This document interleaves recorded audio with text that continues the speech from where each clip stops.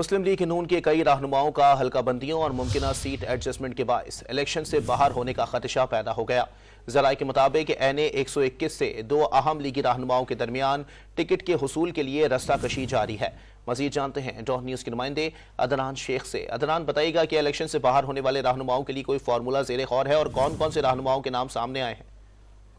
जी बिल्कुल, सरदार आया सादिक और सुहेल असगर के जो है रोहिल असगर के दरमियान में जो टिकट का हवाला जो है उस वाले से कुछ थोड़े से तहफुजात है दोनों रहनुमाओं के दरमियान में, क्योंकि हल्का जो था जब नई हल्का बंदी उसके बाद जो है वो ये खदशात सामने आए हैं और नून लीग के कई रहनुमाओं ने हल्का बंदी और इत्तेहादी जमातों के साथ मुमकिन सीट एडजस्टमेंट पर जो है वो खदशात का भी इजहार किया और नई हल्का बंदियों और सीट एडजस्टमेंट के लिए जो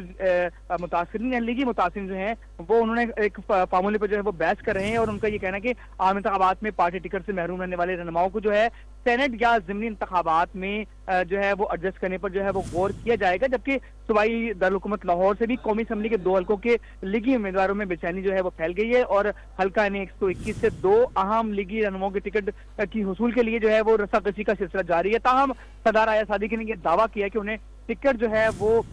मिल गई है, क्योंकि उनका ये कहना कि क्योंकि इससे इस हल्के में जो है वो कुछ तहफुजात भी जो है वो क़यादत तक पहुंचाए गए हैं। ताहम उन्होंने ये भी खुशखबरी सुनाई है कि उन्हें जो टिकट है वो मिल गया है। ताहम जो है इस हवाले से जो है क्योंकि इजलास जो लाहौर का था तो हम जो नवाज शरीफ उनकी तबीयत थोड़ी सी नासाज हुई, जिसके बाद जो है वो जो इजलास था उसे हफ्ते तक जो है मुलतवी कर दिया गया है और फैसले जो है वो हफ्ते के बाद ही किए जाएंगे। जी बहुत शुक्रिया अदनान शेख अपडेट करने के लिए।